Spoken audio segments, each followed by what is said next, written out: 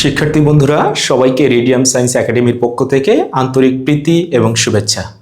আজকে আমরা পদার্থবিজ্ঞান দ্বিতীয় পত্রের 2 নম্বর অধ্যায় নিয়ে আলোচনা শুরু করব।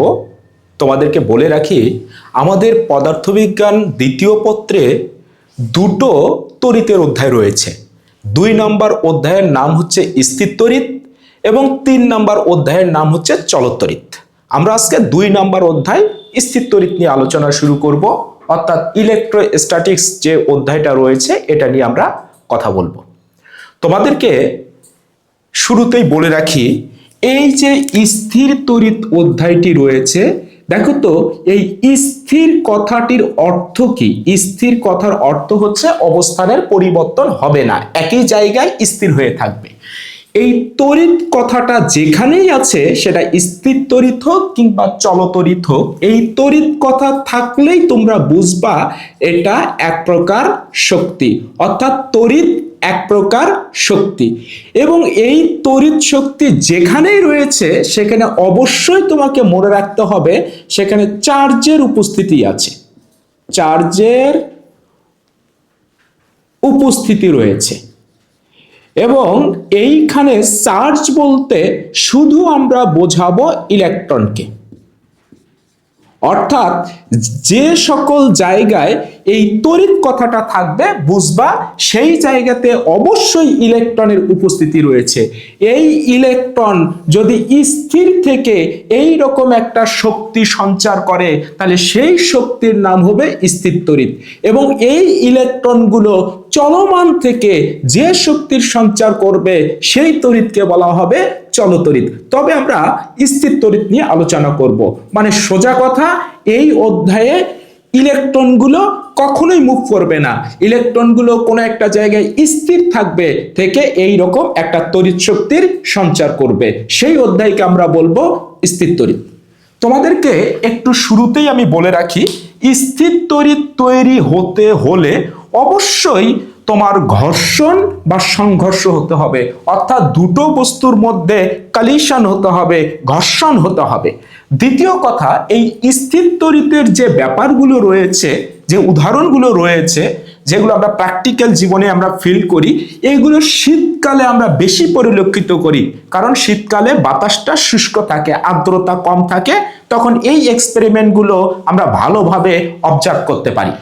স্থির তড়িতের আমরা কয়েকটি প্র্যাকটিক্যাল উদাহরণ দেব, যেগুলো আমাদের দৈনন্দিন জীবনে আমরা পরিলক্ষিত করি বা আমরা দেখে থাকি। 1 নাম্বার, আমরা শীতকালে যখন চিরুনি দিয়ে চুল আশ্রাই, এই চিরুনি রয়েছে আমার কাছে, চিরুনি দিয়ে যদি আমরা চুল আশ্রাই তাহলে দেখবা এই চুলগুলো চিরুনির পিছনে পিছনে ছুটে যাচ্ছে, অর্থাৎ চিরুনির দিকে ঝুঁকে যাচ্ছে। অনেক সময় চুলগুলো পরস্পর থেকে আলাদা হয়ে যায়, পরস্পরকে বিকর্ষণ করে, এটা কিন্তু স্থির তড়িতের কারণেই কিন্তু হয়। এবং এই চুল আশ্রানোর পরে আমরা এই চিরুনিকে যদি ছোট ছোট কাগজের টুকরার উপরে ধরি, তাহলে আমরা দেখি কাগজের টুকরাগুলো লাফ দিয়ে দিয়ে চিরুনির মধ্যে এসে জমা হচ্ছে। তারপরে যখন ছোট ছোট কাগজের টুকরাগুলো চিরুনিতে জমা হয়, একটু পরে দেখবা আবার কাগজের টুকরাগুলো চিরুনি থেকে পড়ে যাচ্ছে। এর কারণ আমরা ব্যাখ্যা করব। তবে এই যে ঘটনাগুলো ঘটেছে এগুলো কিন্তু স্থির তড়িতের কারণেই ঘটেছে, অর্থাৎ এর মধ্যে চিরুনির মধ্যে স্থির তড়িতের সঞ্চার হয়েছে। 2 নম্বর যে উদাহরণটা রয়েছে সেটা হচ্ছে, একটি বেলুন রয়েছে, বেলুনটাকে তুমি ফোলাবা, সেই বেলুন দিয়ে তুমি যদি চুলকে কিছুক্ষণ এইভাবে ঘষো, কিংবা তুমি যদি বেলুনটা দিয়ে যদি তুমি রেশমি কাপড়কে কিছুক্ষণ ঘষো, তারপরে যদি ঘষার পরে বেলুনটাকে উপরের দিকে তোলো, দেখবা যে চুলগুলো এইরকম সব খাড়া খাড়া হয়ে যাবে। তার মানে এখানেও যে শক্তির সঞ্চার হয়েছে এটাও স্থির তড়িতের উদাহরণ। 3 নম্বর যে উদাহরণটার কথা বলা যেতে পারে, বলতো আমরা শীতকালে ট্রাউজার পরে যখন কিছুক্ষণ হাঁটি বা দৌড়াই, তারপরে রুমে এসে যখন তুমি ট্রাউজারটা খুলতে যাবে, দেখবা যে শরীরের লোমের সাথে, পায়ের লোমের সাথে এটা লেগে আছে, খুলতে চায় না, অনেক সময় স্পার্কও করে, শব্দ হয়। ওকে, এটাও কিন্তু স্থির তড়িতের কারণেই এই ঘটনাটা ঘটে। 4 নম্বর উদাহরণ হিসাবে বলা যায়, ধরো ছোট ছোট পলিথিন রয়েছে, পলিথিনের টুকরা নিয়েছো, এই ছোট পলিথিনগুলোকে তুমি যদি কাঠের টেবিলের সাথে কিছুক্ষণ ঘষো, তারপরে দেখবা ওই যে পলিথিনের অংশটুকু রয়েছে এটা কাঠের ওই টেবিলের সাথে লেগে আছে কিংবা আঙ্গুলের সাথে লেগে আছে। এখানেও এই ঘর্ষণের ফলে এখানে যে শক্তিটার সঞ্চার হয়েছে এটাও কিন্তু আমাদের স্থির তড়িৎ। 5 নম্বর উদাহরণ হিসাবে আমরা যেটা বলতে পারি, তুমি একটি রেশমি কাপড় দ্বারা একটা কাচের দণ্ডকে বা একটা কাচকে তুমি বেশ কিছুক্ষণ ঘষবা, ঘর্ষণ করতে হবে। তারপরে ওই রেশমি কাপড়কে যদি অন্য কোনো বস্তুর কাছাকাছি ধরো, দেখবা সেটা আকর্ষণ করছে, তাহলে এখানেও স্থির তড়িতের সৃষ্টি হবে। 6 নম্বর উদাহরণ হিসাবে আমরা যেটা বলতে পারি সেটা হচ্ছে বজ্রপাত। বলতো যখন আকাশে মেঘ জমা হয় তখন এই মেঘে মেঘে যখন ঘর্ষণ হবে, অর্থাৎ বরফ কণা এবং পানির কণার মধ্যে যখন ঘর্ষণ হবে, সংঘর্ষ হবে, কলিশন হবে, তখন এই মেঘের মধ্যে প্রচুর পরিমাণে ধনাত্মক এবং ঋণাত্মক চার্জ জমা হয়। এই চার্জের পরিমাণ যদি অনেক পরিমাণে বেড়ে যায় তখন এই মেঘ এবং ভূমির মধ্যে এই স্থির তড়িতাকারে চার্জগুলো নিঃসরণ হয়। সো বজ্রপাত এটাও কিন্তু আমাদের স্থির তড়িতের উদাহরণ। এবারে আমরা দেখব স্থির তড়িৎ কেন সৃষ্টি হয় এবং আমরা চিরুনি দিয়ে চুল আঁচড়ানোর ফলে স্থির তড়িতের সৃষ্টি হয়, এটা আমরা জেনেছি। তো আমরা এই উদাহরণটা দিয়েই ব্যাখ্যা করব যে কেন স্থির তড়িৎ সৃষ্টি হয়। কি বলেছিলাম যে শীতকালে যদি আমরা চিরুনি দ্বারা যদি চুল আঁচড়াই তাহলে এই চুলগুলো চিরুনির দিকে ঝুঁকে যায়, অর্থাৎ এই কিংবা চুলগুলো পরস্পরের মধ্যে বিকর্ষণ বলের সৃষ্টি করে, এটা স্থির তড়িতের কারণে সৃষ্টি হয়। কিংবা চুল আঁচড়ানোর পরে তুমি যদি চিরুনিকে যদি ছোট ছোট কাগজের টুকরার উপরে ধরো, তাহলে কাগজের টুকরাগুলো লাফ দিয়ে দিয়ে চিরুনিতে গিয়ে জমা হয়, অর্থাৎ চিরুনির সাথে লেগে যায়। এই ঘটনাটা স্থির তড়িতের কারণেই ঘটে। চলো তো আমরা দেখি চিরুনি দিয়ে যখন তুমি চুল আঁচড়াবা তখন কি ঘটবে।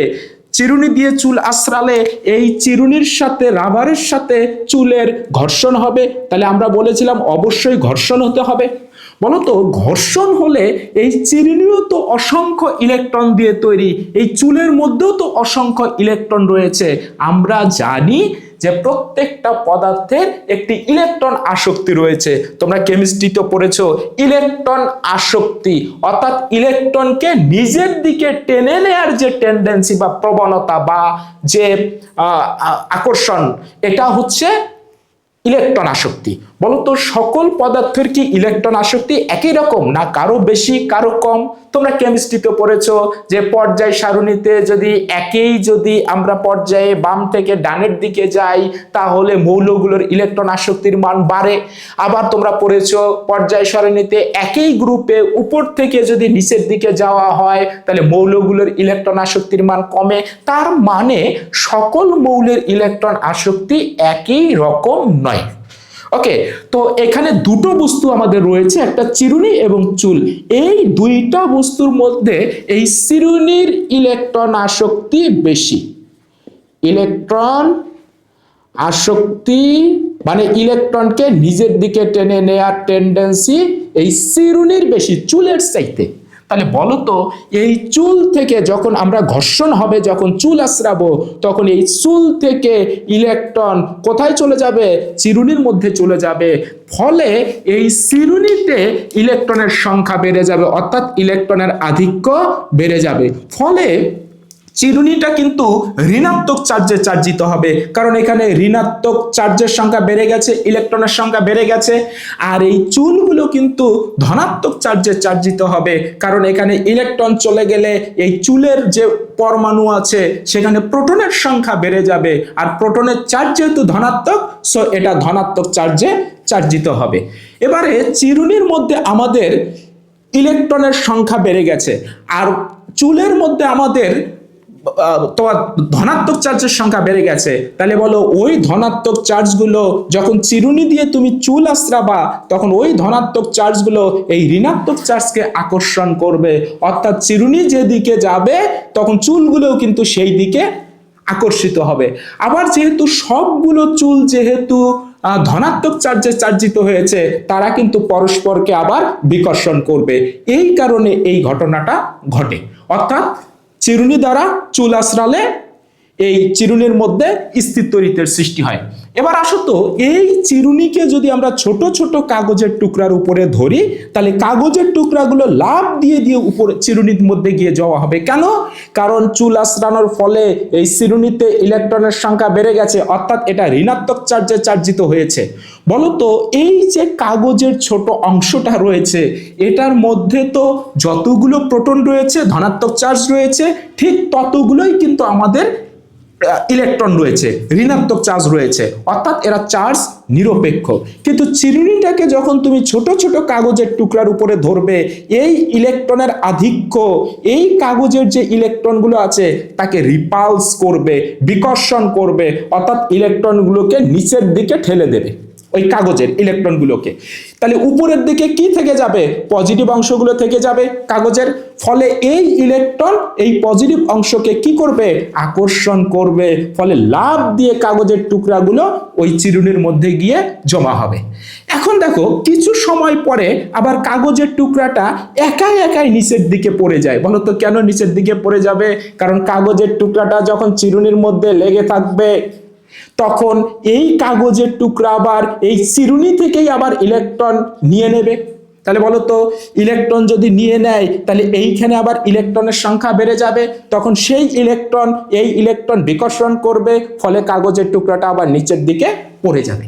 অর্থাৎ এই ইলেকট্রনের আসক্তির কারণে ইলেকট্রনের এক বস্তু থেকে অন্য বস্তুতে ইলেকট্রনের ট্রান্সফারের ফলে এই স্থির তড়িতের সৃষ্টি হয়।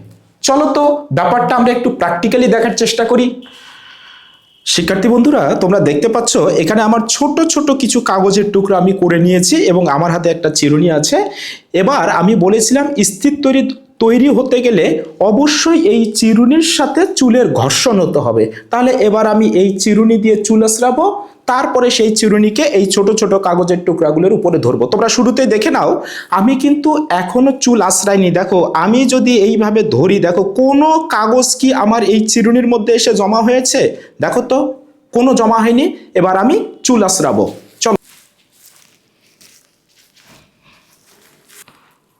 চলো আমরা একটু দেখি।